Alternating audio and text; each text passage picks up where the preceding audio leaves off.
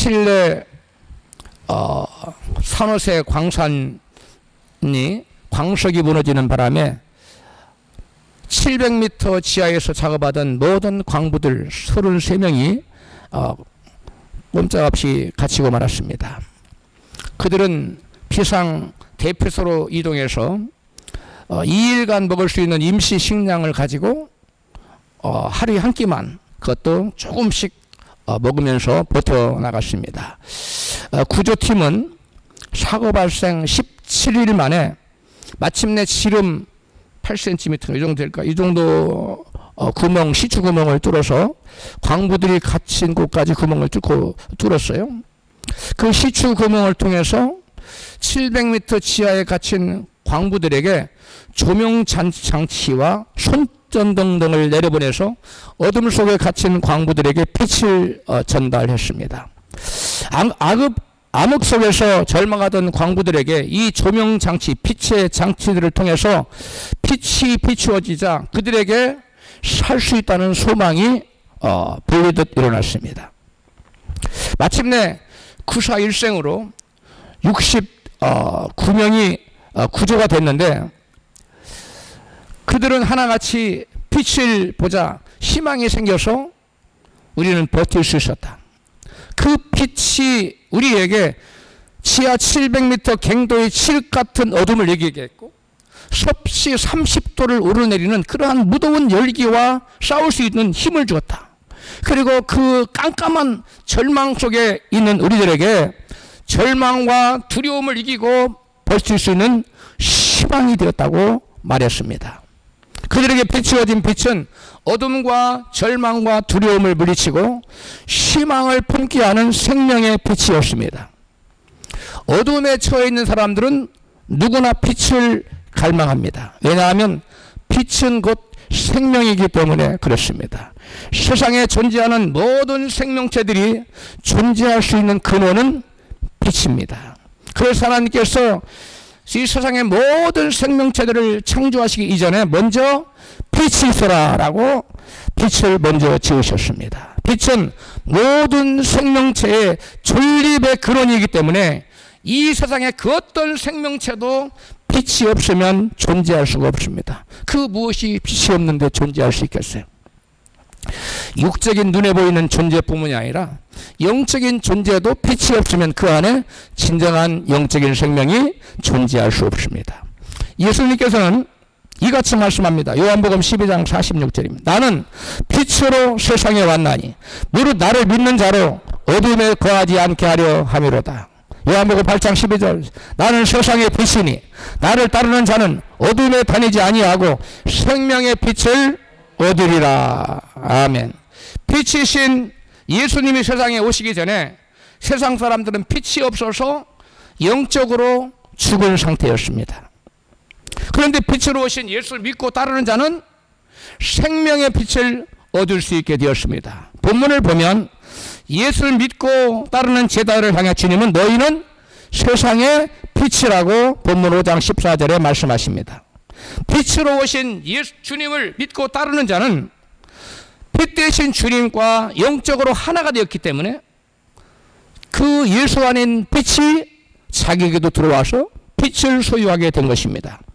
예수 믿어 주님과 연합하여 빛을 소유하고 있는 제자들은 빛이 되려고 노력할 필요가 없습니다. 그 자체가 빛이기 때문에, 이미 빛이 되었기 때문에 내가 빛이 되어야지 라고 빛이 되려고 노력할 필요가 없는 것입니다. 그래서 주님은 당신을 따르는 제자들에게 너희는 제자가 되도록 빛이 되도록 노력해라 이렇게 말하지 않고 너희는 이미 세상의 빛이다 라고 말씀하고 있어요. 제자들을 향해 너희는 이미 뭐라고요? 빛이라고. 제자들을 향해 너희는 빛이 되려고 노력하라고 말하지 않았어요. 예수님은 세상의 빛이 된 제자들의 신분을 산 위에 세워진 도시에 비유합니다.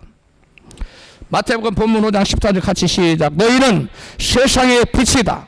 산 위에 세워진 도시는 숨겨질 수 없다. 우리말 성경으로 제가 읽어드렸는데, 빛은 어둠 가운데 자신의 정체를 숨길 수가 없습니다. 반드시 빛은 어둠 가운데서 정체가 드러나게 되어 있어요.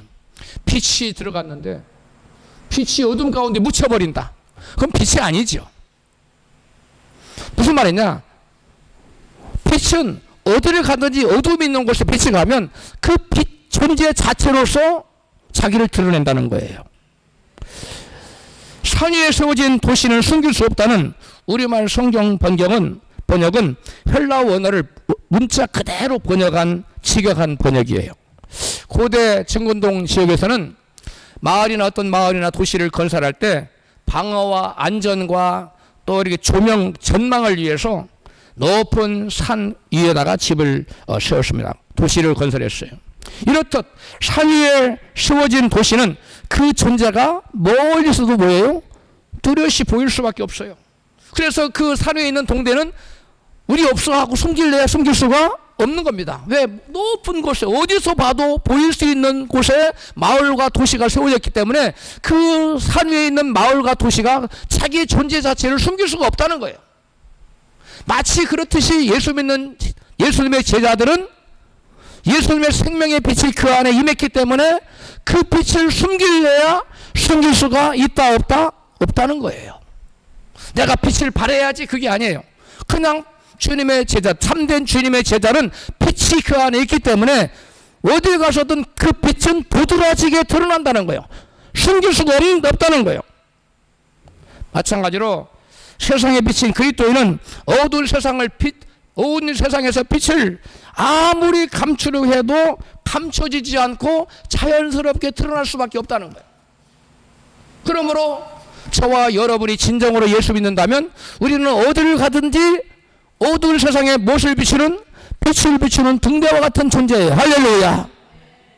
그러므로 우리가 어디를 가든지 우리를 만나는 모든 사람들은 나를 보고 빛을 볼 수 있어야 되고, 나를 보고 생명의 빛을 볼 수 있어야, 나를 보고 예수 생명의 빛을 볼 수가 있어야 됩니다. 할렐루야. 진정한 그리스도인의 빛된 삶은 어두운 세상과 전적으로 구별되기 때문에, 다르기 때문에 감춰지지 않고 금세 눈에 띌 수밖에 없다는 거예요.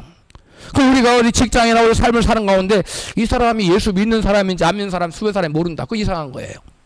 빛을 발하지 않았기 때문에 모르는 거예요. 내가 예수 믿는 사람이나 교회 다닙니다, 나 교회 집사입니다, 장로라고 말하지 않아도 그 사람이 나의 얼굴빛이나 눈빛이나 말하는 것이나 행동하는 걸 보고 아, 이분은 나하고 좀 다르네, 아, 이분은 예수 믿는 분 아닌가? 라고 생각할 수 있어야 돼요. 따라서 제자들은 세상의 빛으로서 그 존재만으로 세상의 어둠을 물리치고 세상의 생명의 빛을 비추게 되어 있는 것입니다. 할렐루야. 빛의 속성은 어둠을 물리치는 거예요. 예수님의 제자들이 밝히는 빛을 등잔에 켜둔 불빛에 비유하셨어요. 본문 마태복음 5장 15절에 시작. 등잔을 켜서 그릇으로 덮어두지 않고 등잔대 위에 두어 그 빛을 집 안에 있는 모든 사람에게 비추는 것이다 라고 우리말 성경을 읽어드렸는데요.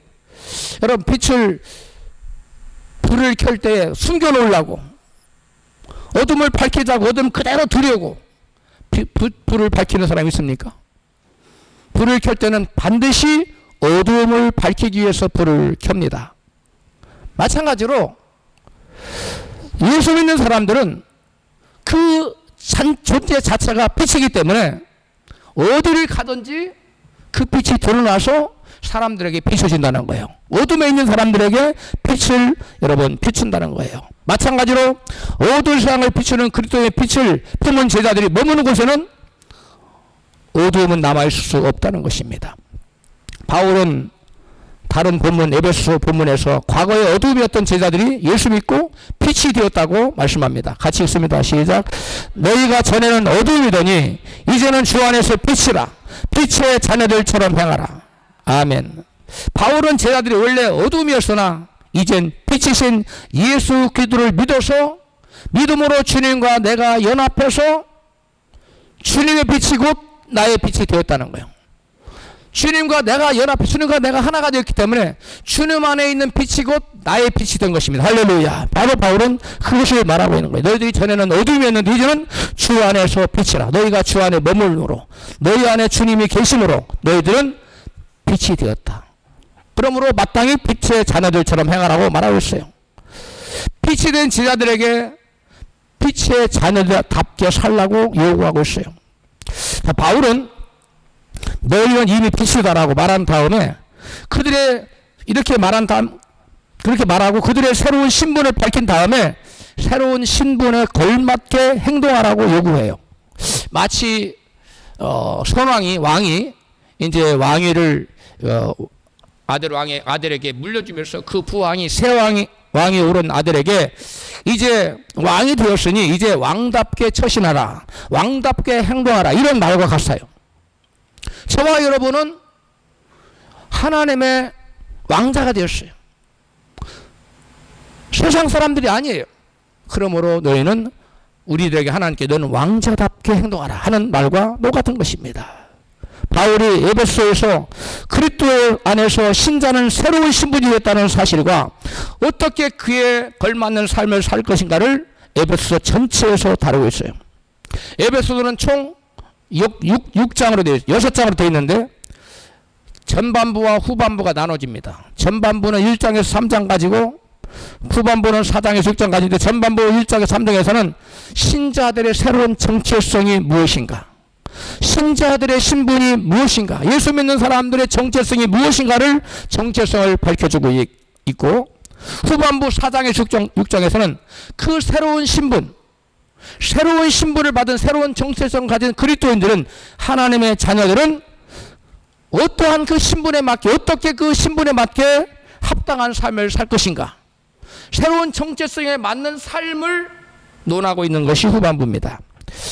조금 더 자세히 말하면 전반부 에베소 1장 3절에서는 바울은 예수 안에서 새로워진 신자는 누구인지 그들의 정체성을 이같이 말하고 있어요. 1장 3절에서 하늘에 속한 모든 신령한 복으로 우리에게 복 주시되네 라고 말했어요. 우리는 어떤 사람이랍니까? 신자는 이미 하늘의 신령한 복으로 복받은 존재라는 거예요.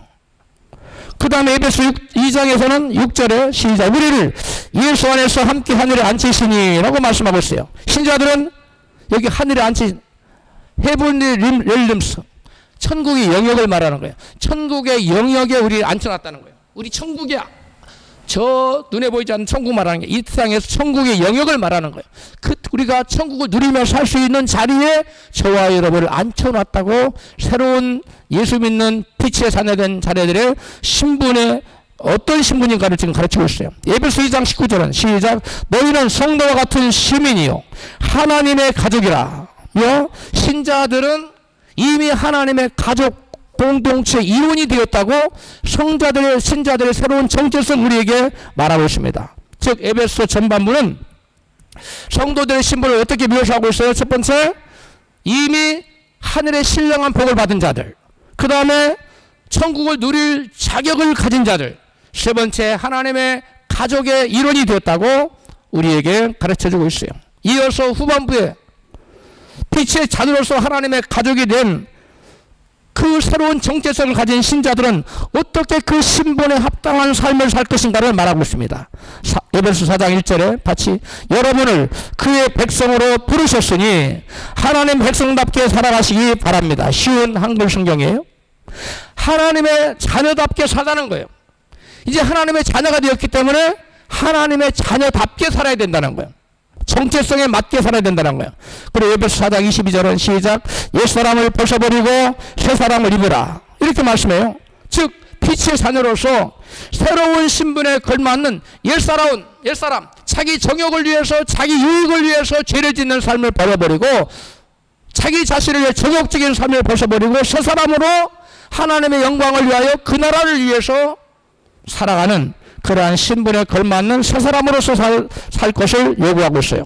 그 다음에 에베소 5장 1절에 시작, 하나님을 본받는 자가 되고 그리스도처럼 너희도 사랑 가운데 생활하라 라고 말씀하고 있어요.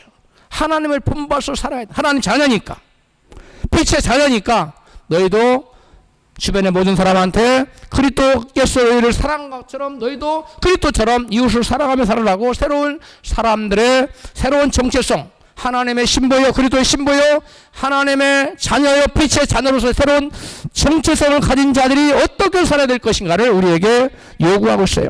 이처럼 후반부 에베소 4장 4장의 6절에서는 바울은 하나님의 자녀라는 새로운 정체 속에 걸맞는 빛의 자녀답게 살아갈 것을 요구하고 있습니다. 이처럼 에베소서는 그리스도인의 빛의 자녀로서의 정체성을 밝혀주고 그 빛의 자녀는 어떻게 살아가야 하는가를 말씀하고 있는, 교훈하고 있는 지침서가 바로 지침서 서신서예요. 바울은 에베소서 전체를 통해서 빛의 자녀는 단지 신분의 변화뿐만 아니라 그 신분의 변화된 사람으로 새로운 신분으로서의 그 빛의 열매도 맺어야 된다고 말하고 있습니다.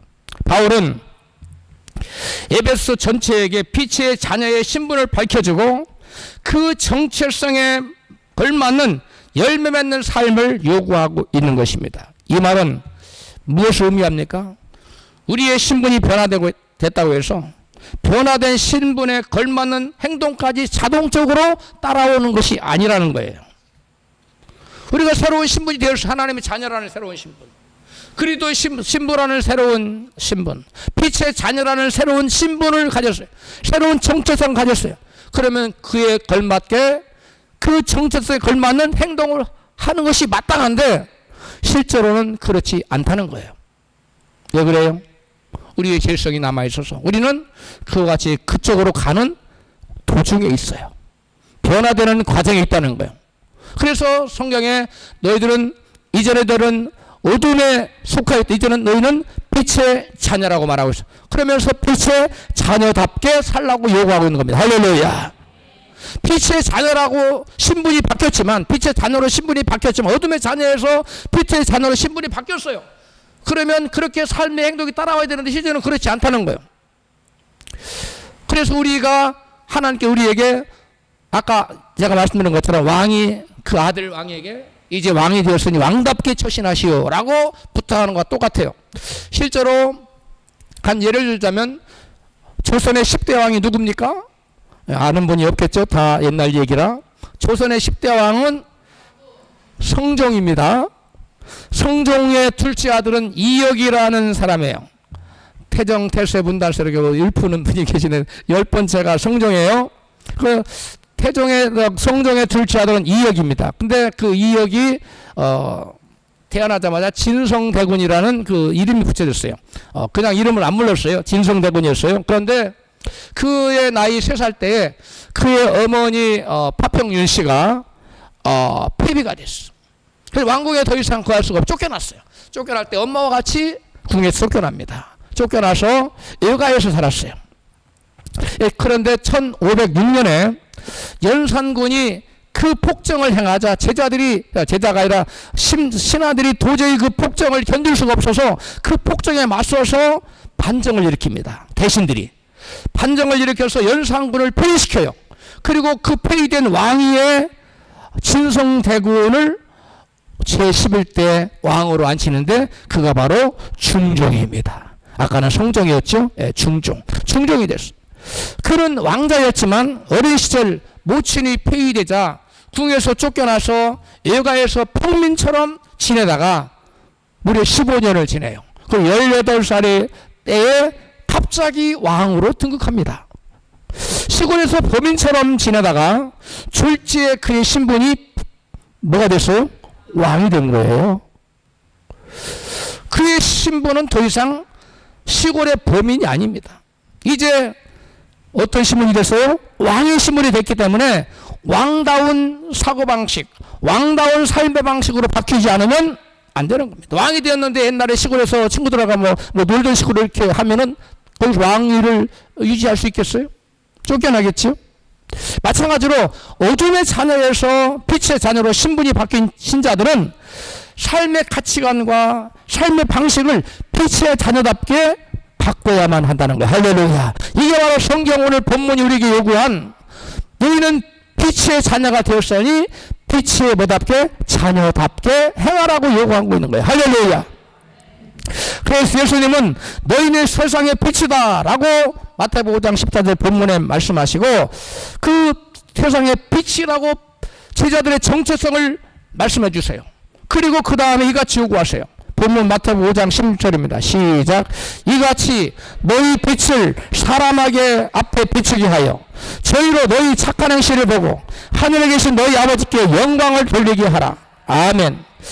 회개하고 예수 믿은 신자의 정체성은 빛의 자녀이고, 빛의 자녀답게 행하는 것은 착한 행실로 여러분 빛을 비추는 삶을 말하는 거예요.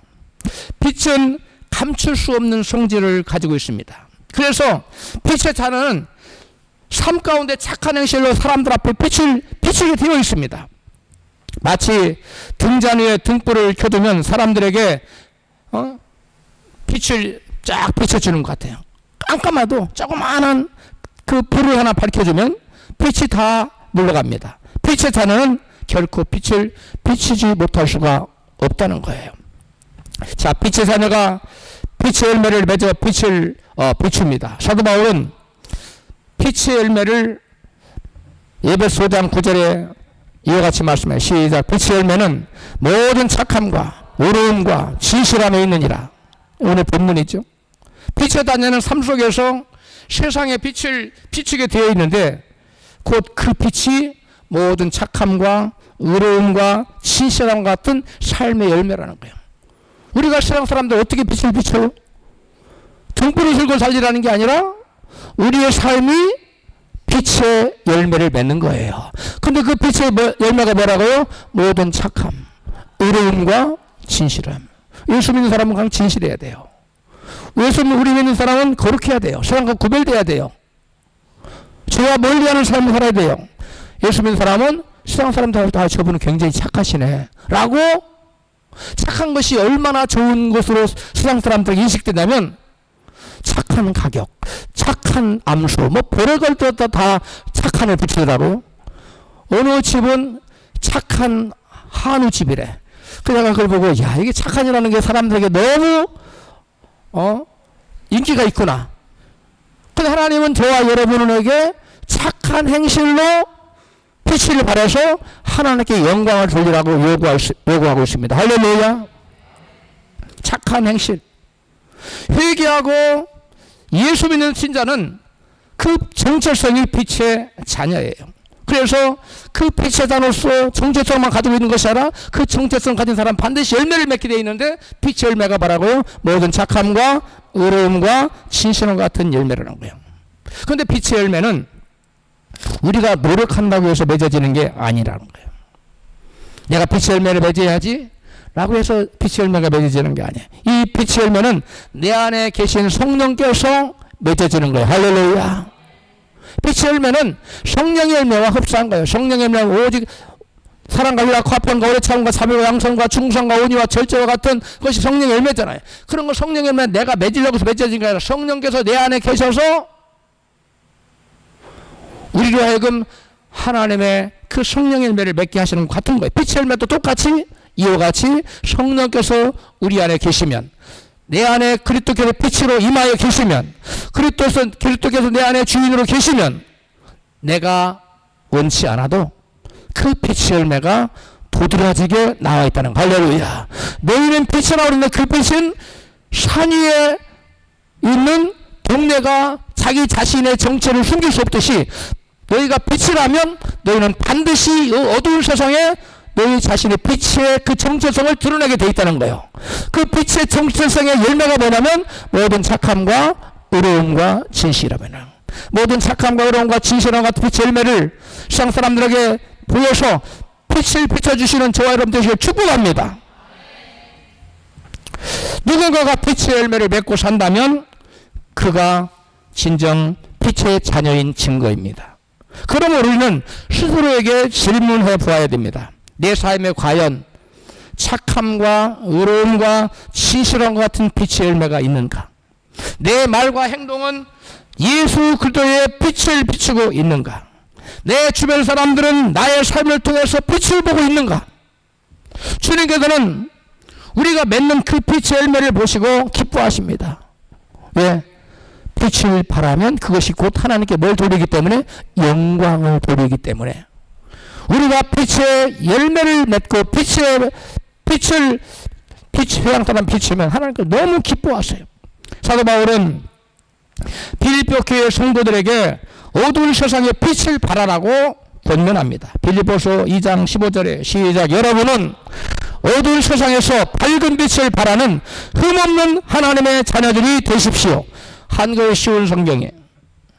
또 16절 시작. 세상 사람들에게 생명의 말씀을 전하십시오. 이 쉬운 성경이고, 그것을 다른 성경에서는 이 부분을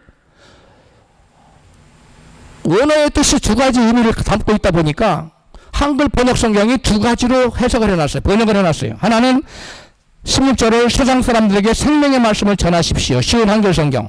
그 다음에 생명의 말씀을 꼭 붙들어 그리스도 날에 내게 자랑이 되게 하십시오. 우리말 성경. 이렇게 두 가지로 번역을 해놨어요.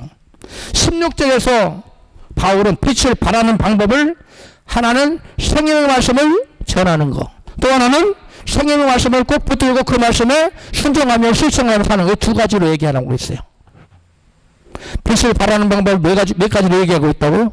두 가지. 하나는 주님의 말씀 복음을 전하는 삶, 또 하나는 그 말씀 붙들고 순종하며 실천하는 삶. 이 두 가지가 이 어두운 세상에 빛을 발하는 두 가지 방법이라고 바울은 말하고 있어요. 따라서 어두운 세상에서 빛을 발하는 삶은 삶 속에서 그 말씀을 붙들고 실천하고 순종하며, 그뿐 아니라 그 말씀을 이 어둠에 처한 사람들에게 그 빛의 말씀을 뭐하는 거예요? 전파하는. 이것이 바로 세상에 빛을 발하는 삶이라고 바울은 빌립보서에서 말하고 있습니다.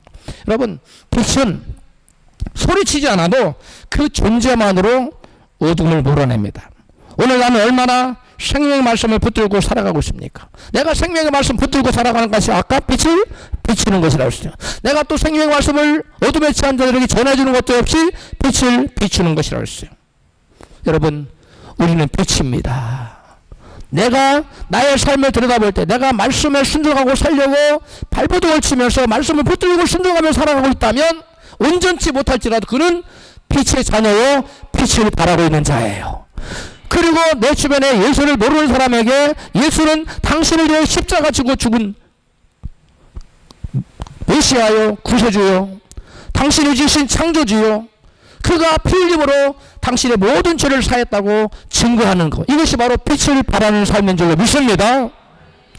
내가 만나는 모든 사람에게 어떻게든 저 사람을 전도해야지, 또 내가 어떻게든지 하나님의 말씀을 실천하고 순종하며 살아야지, 결단하고 넘어지도 또 일어나 결단하고 살아간다면 여러분, 그 빛이 키 크지 않을지라도 여러분은 빛의 자녀입니다. 그리고 여러분 이미 빛을 비추고 있습니다. 할렐루야. 그런데 누구를 만나도 나만 예수만 믿으면 돼, 말씀을 전하고 싶은 생각이 안 들어요.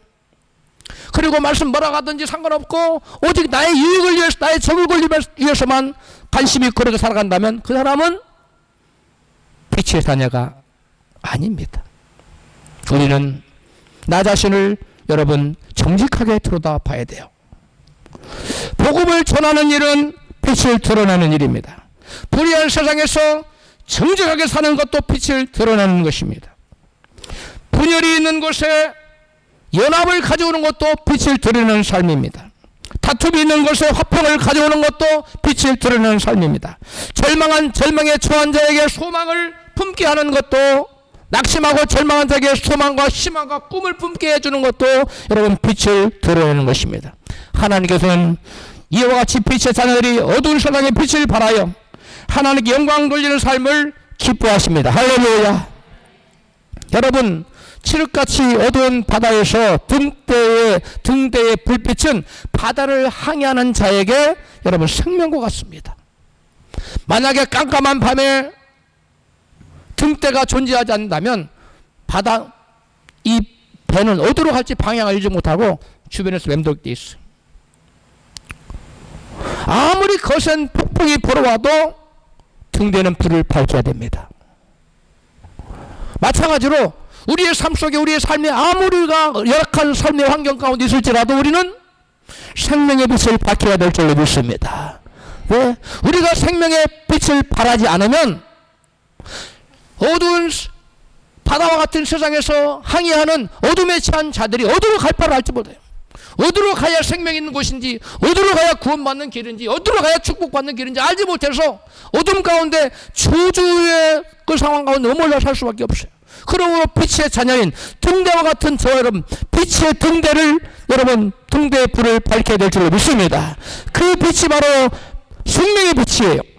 그 빛이 배에게 방향을 제시할 뿐만 아니라 생명을 살리는 희망이 됩니다. 어두운 세상의 빛인 우리의 존재도 그러해야만 합니다. 할렐루야. 말씀이 우리 안에 있을 때 우리는 방향을 잃은 세상을 향해 생명의 빛을 비출 수가 있습니다. 세상 사람들은 어디가 빛인지 어디가 길인지 방황하며 살고 있어요. 그런 사람들에게 우리가 등대와 같은 역할을 감당해야 돼요. 왜? 주님 우리를 보고 뭐라고 너희는 빛이다. 왜 그래요? 우리 안에 빛이신 예수님이 오셨기 때문에, 주님과 내가 하나가 됐기 때문에, 내가 작은 예수가 됐기 때문에, 빛 대신 예수님 내 안에 머물기 때문에 저와 여러분은 빛입니다. 그럼 우리가 가는 곳마다 예수의 빛이 드러날 수밖에 없는 거예요. 진정 주님과 내가 하나가 됐다면 예수의 그 생명의 빛이 나에게서 흘러 나오게 돼 있어요. 오늘 마태복음 본문에서 예수님께서 이같이 말씀하세요. 같이 5장 16절에 시작. 이같이 너희 빛을 사람 앞에 비추게 하여 저희로 너의 착한 행실을 보고 하늘에 계신 너희 아버지께 영광을 돌리게 하라. 이 예수님 말씀이에요. 우리가 예수 그리스도의 대속의 피로, 피공로로 예수 믿고 빛 대신 주님을 우리 안에 영접할 수 있게 됐어. 그래서 주님과 내가 하나가 됐어요. 그래서 우리는 빛을 모신 주님의 자녀가 되었습니다. 믿으시면 하나면 합시다. 은혜로 빛의 자녀가 된 신자들을 향해 예수님은 너희 빛을 사람 앞에 뭐해라? 비치게 하라. 불을 켜서 등경 아래에 숨겨두는 사람이 없듯이 너희도 빛을 받았으니 그 빛을 감추지 말고 드러내야 되는데 어떻게 해요? 착한 행실로 빛을 드러내서 하나님께 영광을 돌리라고 말씀합니다. 예수님은 사람 앞에서 빛을 비추는 것을 너희의 착한 행실이라고 말해요. 우리가 빛을 비추는 것이 뭐라, 어떻게 하는 거라고? 사람 앞에서 착하게 사는 거. 저분은 참 착하시네 라고 말을 듣는 거. 이것이 바로 사람들에게 빛을 비추는 거예요. 그러면 그 무엇이 사람 앞에 우리의 빛을 비추는 착한 행실일까요? 일본의 독실한 신자였던 그리스도인이었던 미우라 아야코는 그녀의 남편이 벌어다주는 생활비가 굉장히 턱없이 살아가기에 부족했어요. 그래서 살림에 조금 보탬이 될까 하여 그 자기 동네의 조그만 골목에 구멍가게 하나를, 문구 하나를 이렇게 차립니다. 그리고서 오는 손님에게마다 조용히 그리스도의 사랑을 전했어요. 그리고 아주 친절하게 대하여서 그랬더니 소문이 났어요.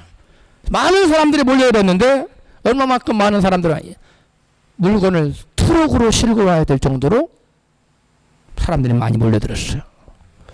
너무 바빠졌어요. 그런데 놀랍게도 그 옆에 얼마 떨어진 곳에 똑같은 가게가 있었는데 거기는 파리가 날리는 거예요. 사람들이 안 가는 거예요. 그러자 그 사실을 알고 이 미우라 아야코는 내가 그리스도인인데 빛을 비춰야 되는데 나 때문에 내가 너무 장타, 저분은 좀 울고 있으면 되겠는가 해서 저분 가게도 좀 살려줘야 되겠다 하고 결심을 합니다. 그래서 자기 가게에 물건을 거의 한 3분의 1을 빼버려요. 없는 품목이 많으니까 왔다가 참 없어요. 우리 가게는 없고 저쪽 가게 있습니다. 또 못 찾으면 우리 가게는 없어요. 저기 가면 있습니다. 사람들을 대거 그쪽으로 보냈어요. 예, 하는 품목을 줄여버리니까. 그리고 그쪽에는 사람들이 몰려드는 거예요. 이쪽에는 이제 사람들이 한산해요. 그래서 시간이 남아들었어요. 그때 미우라 아야코는 책을 쓰기 시작했습니다. 책을 쓰기 시작했는데 바로 그것이 바로 유명한 빙점이라는 책이에요. 그래서 그 아사히 신문에서 주최하는 그 신춘문예에 그 빙점이라는 소설을 냈어요. 그런데 그때 참 3천만 원인가 우리나라 돈으로 거의 한 30억에 해당하는 어마어마한 돈인데, 그 당시 어마어마한 돈인데 최우수상으로 여러분 상을 받았어. 그리고 그 소설이 일본의 베스트셀러가 되었는데 어마어마한 사람들이 그 책을 읽고 예수가 누군지, 우리 인간의 죄성을 거기서 그려주는 거예요. 예수를 소개하고 명예를 얻고 돈을 얻었어요. 그리고 그의 소문이 사람들에게 나서 그리스도에게 그의 착한 행실을 영광을 돌리게 됐어요. 사람들은 미우라 아야코를 통해서 수많은 사람들이 주님께 돌아옵니다. 우리의 빛된 삶은 주변 사람에게 빛을 비춥니다. 우리의 착한 행실은 주변 사람에게 빛을 비춰요. 그리고 그것이 하나님께는 영광이 됩니다. 할렐루야. 여러분, 이 미우라 아야코처럼 이웃을 배려하는 마음과 사랑의 실천이 바로 착한 행실로 하나님께 영광을 돌리는 빛을 발하는 삶입니다. 할렐루야. 아까 우리가 빛의 자녀로 정체성이 바뀌었는데, 빛의 자녀로 정체성이 바뀐 사람은 그 정체성에 걸맞는 행동이 요구된다고 에베소서 4장에서 6장까지 얘기한다 그랬어요. 근데 우리에게 먼저 마음가짐부터 바뀌어야 돼요. 사고방식부터 바뀌어야 돼요. 그게 사고방식이 첫째가 뭐냐? 자기중심적인 사고가 아니라 이웃을 배려하는 마음. 우리 주변에 계신 분에게, 옆에 계신 분에게 이웃을 배려하는 마음을 가집시다. 할렐루야. 이게 그리스도인의 정체성을 가진 사람, 빛의 자녀의 정체성을 가진 사람은 자기중심적인 이기적인 마음을 품으면 안 돼요. 그게 바뀌어야 돼요. 우선적으로 내가 이웃을 배려하는 마음, 그것이 바뀌지 않으면, 그 마음으로 바뀌어 이기적인 마음을 갖고 있으면 결단코 이 어두운 세상에 빛이 될 수 없어요. 결단코 불가능합니다. 왜? 뭐든 자기 우선이기 때문에. 그러나 그리스도인은 첫 번째는 하나님 우선, 이웃 우선이 되어야 될 줄 믿습니다. 우리의 삶이어야 돼요. 스위스 7위의 거리에 한 노인이 길바닥에서 무언가를 주워서 열심히 이렇게 주머니에다 넣고 있었어요. 경찰이 그 노인에 다가와서 당신은 지금 무엇을 줍고 있습니까? 습득물은 경찰서에 신고해야 되는 것처럼 알고 계시죠? 물었어요. 노인은 경찰관에게 잔잔한 미소를 띠며 이렇게 대답했습니다. 별로 대단한 건 아닙니다. 어서 그냥 가십시오. 하던 게 일을 하라는 거, 여기 생각 갖지 말고. 대단한 거 아니니까. 경찰은 노인을 이렇게 세우더니 강제로 호주머니를 뒤졌어요. 그런데 호주머니에서는 뭐가 나왔을까요? 온통 유리 조각들이 호주머니에서 가득히 나왔어. 경찰이 놀랐습니다. 그리고 물었습니다. 이게 도대체 뭐요? 그러자 노인이 대답했습니다. 어린아이들이 이 유리 조각을 밟아서 다치면 안 되지 않습니까? 경찰은 더 놀랐어요. 노인에게 다시 물었습니다. 과연 노인께서는 누구십니까? 그러자 노인이 대답했습니다. 저는 조그만한 고아원을 운영하는 사람입니다. 이 노인이 바로 그 유명한 교육학의 아버지 페스탈로치였어요. 아마 페스탈로치를 모르는 분이 안 계실 거예요. 이 페스탈로치가 이와 같이 여러분 빛을 발하는, 자기중심적이 아니잖아요. 이웃을 배려하는 마음, 이웃을 배려하는 마음을 가져야 이 어두운 세상에 빛을 발할 수 있어요. 자기중심적인 사고로 여전히 변화되지 않았더라면, 여전히 자기중심 사고에서 머물러 있고 변화돼서 이웃을 배려하는 마음으로 그 마음가짐이 바뀌지 않았더라면, 사고가 바뀌지 않았더라면 이 사람은 이 어두운 세상에 빛을 결단코 발할 수 없어요. 우리의 말은 우리의 마음에 가득한 것이 나온다고 예수님 말씀했어. 우리의 또 말은 우리 행동을 여러분 결정짓습니다. 우리의 마음에 어떤 마음이 있냐는 거예요. 우리의 마음에 그리스도처럼 당신을 죽여서 죄인을 살리고자 하는 그 사랑의 마음이 우리에게 있느냐는 거예요. 그 빛의 본체이신 주님의 마음이 저와 여러분에게 있냐는 것이에요. 우리가 예수 믿는다 하면서도 이전에 나 자신을 위해서 이기적이고 정욕적인, 어떻게 살아도 내가 잘 되게 남을 짓밟고 올라가고자 하는, 남을 수단으로서 사용하는 그러한 마음가짐이 있다면 이 사람은 결단코 여러분 빛의 자녀가 될 수 없어요. 빛이 될 수 없어요. 빛이 그 안에 머물러 있지 않은 사람입니다. 우리는 항상 나보다 이웃을 먼저 배려하는 마음을 가져야 됩니다. 이게 그리스도의 마음이에요. 그리스도는 하늘의 영광 보좌를 버리시고 이 낮고 천한 땅에 오셔서 저와 여러분이 짊어져야 될 영원한 사망의 저주, 영원한 지옥 형벌의 저주를 친히 십자가에 피 흘려 돌아가시고 감당해 주셨습니다. 할렐루야. 그 은혜로 말미암아 그 배려하는 마음으로 그 자비와 긍휼의 마음 때문에 저와 여러분은 죄에서 구원받아 예수 믿고 하나님의 빛의 자녀가 되고 영생 천국을 바라보는 그 자리에 있게 된 줄로 믿습니다. 여러분, 이러한 착한 행실이 사람에게는 빛을 발하는 것이고 하나님께는 영광을 돌리는 것입니다. 할렐루야. 이같이 우리 빛을 사람에게 비추게 하여 세상 사람들로 하나님께 영광 돌리게 하는 것은 꼭 거창하지 않아도 됩니다. 꼭 여러분 미우라 아야코처럼 하면 좋지만 그러지 않아도 우리는 일상에서 어두운 세상에 처한 사람에게 빛을 발할 수 있고 그 착한 행실로 하나님께 영광을 돌릴 수 있어요. 식당에서 김치 하나를 주문할 때도 저기요 김치 좀 갖다 주세요. 그 사람이 마치 무슨 타인 다루듯이 종을 다루듯이 그렇게 하면 안 됩니다. 그것은 사람에게 빛을 발하는 태도가 아닙니다. 같은 값이면 아이고 김치가 너무 맛있네요. 김치 좀 더 주실 수 있나요? 여러분 전혀 다르지 않습니까?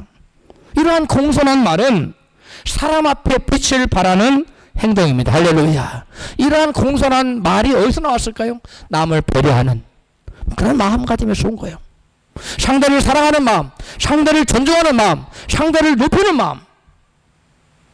요즘 뭐 종종 듣자 하니까 저는 뉴스를 잘 안 뭐 TV가 없어서 안 보는데 유튜브를 통해서 유튜브에라 그 카톡이나 뜨는 것 참 보면은 아파트에서 갑질하는 사람들이 너무 많아요.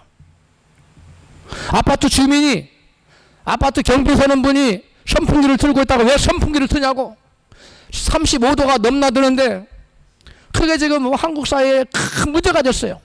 그러면 에어컨도 없는 이 방에 선풍기도 안 틀고 어떻게 살아가는 거냐 해가지고 그분이 아파트에다 써붙였어요. 여러분 우리가 그런 마음 가지면 안 돼요.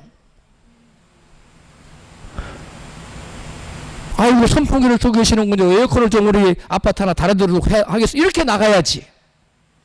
에어컨이 없어 선풍기 들고 있다고. 왜 선풍기를 들고 있냐고. 갑질하는 사람들.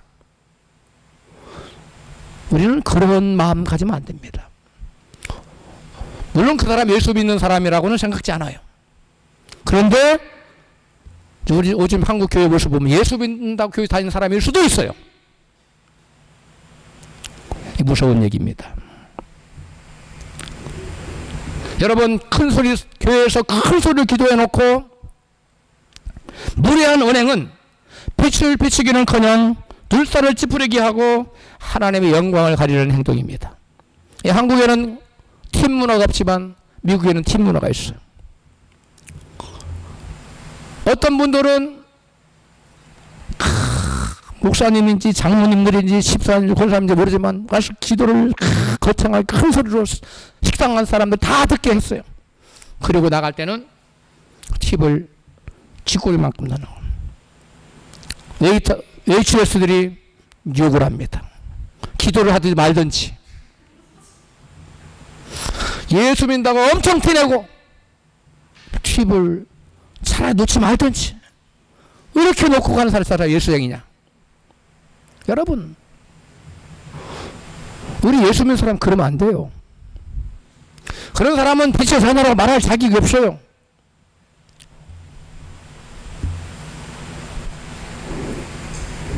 여러분 빛의 자녀로서 세상에서 삶 속에 빛의 열매를 맺고 거룩한 삶을 통해 복음을 증거하며 빛을 발하는 자를 우리 주님께서는 기뻐하세요.